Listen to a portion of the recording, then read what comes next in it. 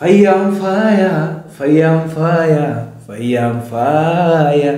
Fayyam faya, fayyam faya, fayyam faya. Fayyam faya, fayyam faya, fayyam faya.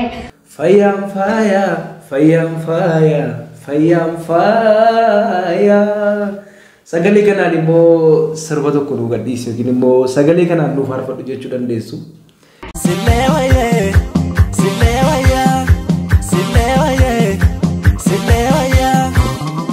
Egaa fayyaan faaya qarshiin hin bitamnedha.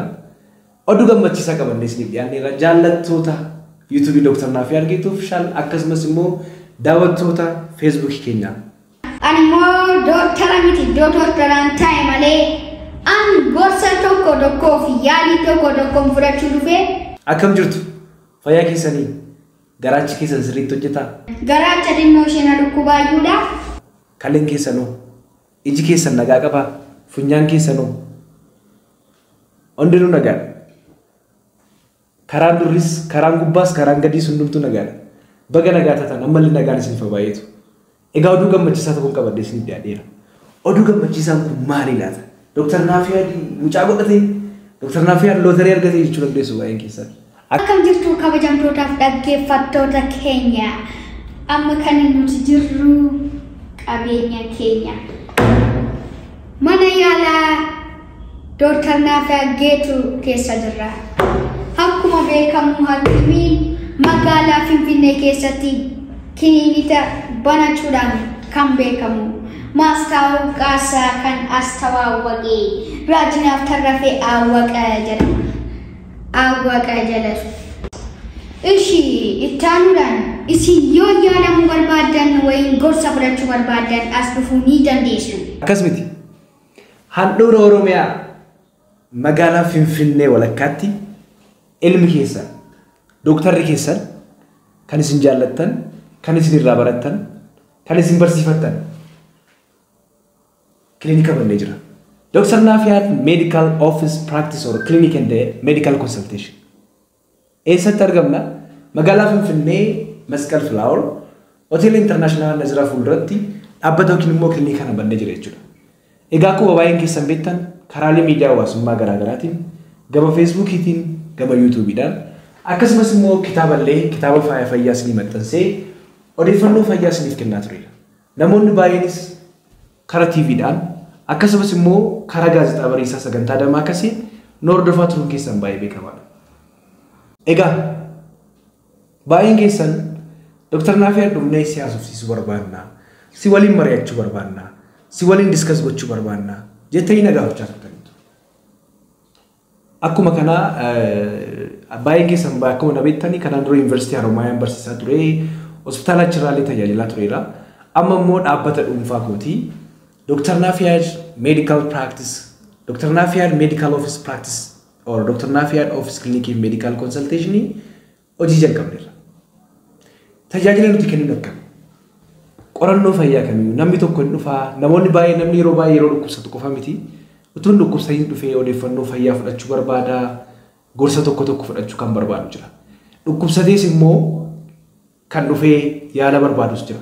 Namoonni kamiyyuu namoonni gorsa yaala qorannoo fayyaa barbaadan nu bira kottaa.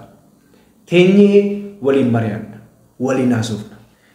Ergasii booda sin qoranna. Qorannoo ergasiniif goonee booda yaalii barbaachisu akka isin argattaniif haala isiniif mijeessina. Egaa yommuu nu bira dhuftanitti yaalii isiniif goona, qorannoo isiniif goona, yaalii barbaachisu ergasiniif laannee booda yaalii dabalataa yoo barbaachise bakka isin haala gaariin deemtanii yaalamuu dandeessan bakka gaariitti akka isin yaalamtaniif Finfinnee keessa qofa osoo hin taane hanga sadarkaa alaatti illee biyya alaa bashannanaa yaalamuu yoo barbaadan rifar taatanii yoo jirtu yoo ta'e biyya alaatti yaalamaa yoo jedhamtan haala isin mijeessine akka isin yaalamtan illee gochuu dandeenya jechuudha.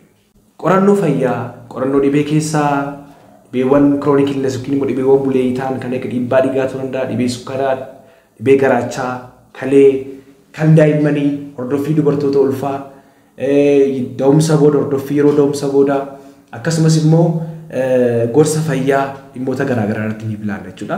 Dhimmoota wal hormaataatiin wal qabatan irrattis gorsa fayyaa ni ilaalla. dabalataan immoo qorannoo barbaachisu erga isiniif godhamee booda nu birattis bakka biraattis isiniif goonee yaalii barbaachisu isiniif ilaalla. Yaalii dabalataa yoo barbaachise bakka biraatti yaalamuu yoo barbaaddan hakiima dabalataa biraatti yaalamuu yoo barbaaddan ammoo haala isiniif mijeessinee bakka gaariitti bakka isin yaalii gahaa argachuu qabdanitti akka isin argattaniif isin jajjabeessina jechuudha. Dabalataan immoo namoonni immoo biyyoota alaa kan akka Dubaay, Turkii, Istanbul, Thailand deemtanii yaalamuu barbaadan, bashannanaa yaalamuu yoo barbaadanis yaalii barbaadan akka isin yaalamtaniif haala isiniif mijeessuu dandeenya. Dabalataan barumsa fayyaa kallattii garaagaraatiin karaa miidiyaa hawaasummaa gama Feesbuukiin, gama Yuutuubiin akkasumas immoo kallattii biraan illee barumsa fayyaa isiniif laachuu keenya itti fufna. Kanaaf kottaa nu dubbisaa. Kan nuti argamnu magaalaa Finfinneeti. Namoonni biyya keessan jirres obbolaa keessan, maatii keessan, fira keessan, hiriyoota keessan erguu dandeessu. Yommuu gara biyya keessaa dhuftan immoo kottaa nu dubbisaa. Nu waliin haasaa, nu waliin mari'adhaa.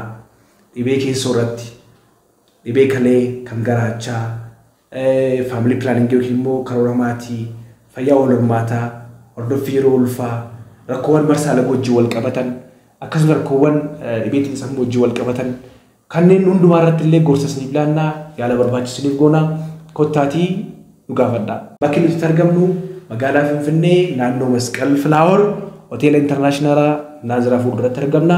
Lakkoofsi bilbilaa keenya 99102020. Lakkoofsi kun lakkoofsa dhaabbataatii daayirektii kanaan argachuu dhiisuu dandeessu. Garuu utuun dhufiin dursa guyyaa dhuftan sa'a dhuftan lakkoofsa kanarratti bilbiltanii namoota isin keessummeessanitti himachuu dandeessu jechuudha. Galatoomaa isiniin jedha Dooktara keessan Dooktar Naafiyaa Argeetuuti. Uffadhaa.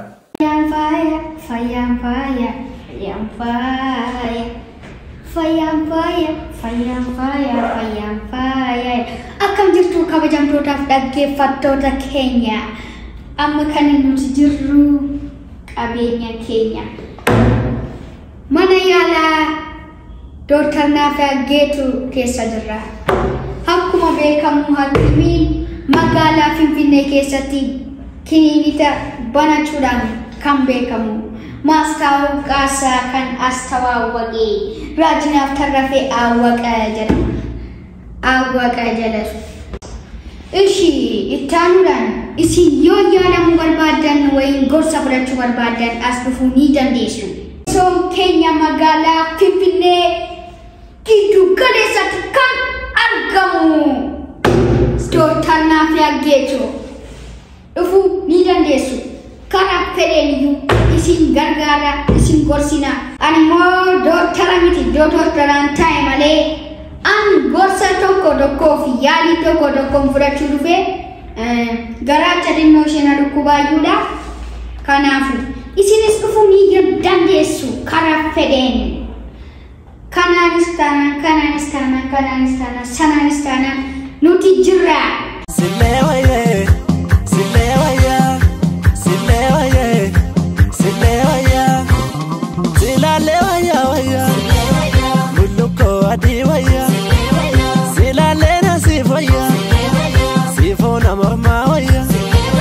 Namor magalu jira, natu sita fujira.